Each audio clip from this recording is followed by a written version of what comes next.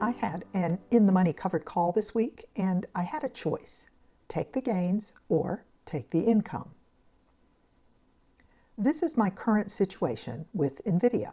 The share price is around $209, and my covered call is sitting in the money at $190. So I have a decision to make. I could let the shares get called away, or I can manage the position and keep it going. I chose to roll the call out 1 week at the same $190 strike for a net credit, about 16% annualized return on the value of those shares.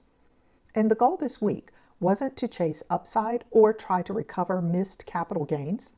Instead, I'm staying flexible, giving the trade time to settle and continuing to generate income while I wait to see where NVDA lands this next week. If the opportunity is there next week, I can improve the roll or adjust the strike then. But for now, I've moved the position forward and I've kept some choices open. Let me show you how I set this up. I received $58.68 for rolling this position out 7 days. For my collateral value, I'm using the number $19,000 because that is the amount I could receive for the shares if I allowed them to be called away today. So that gives me a 16.1% annualized rate of return, which is right in my target range.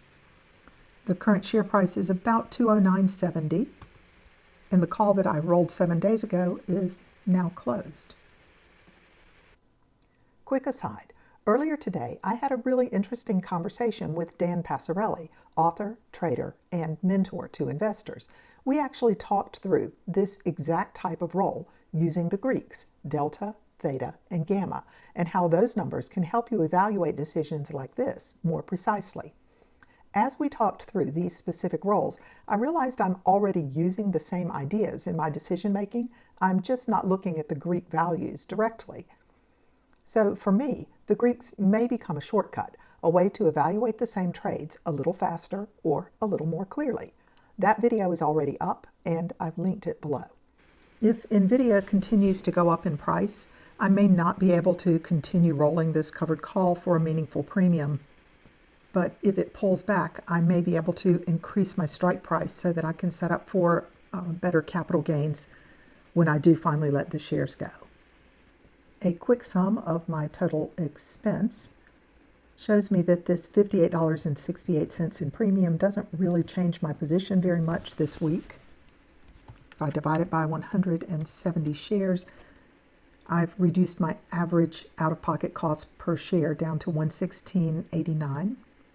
I still have 170 shares, and really all I did this week was buy myself a little bit of time. Actually, I'm going to change the way I say that. What I did this week was get paid for a little bit of time to see what the share price does next week so that I can decide then what my next moves are.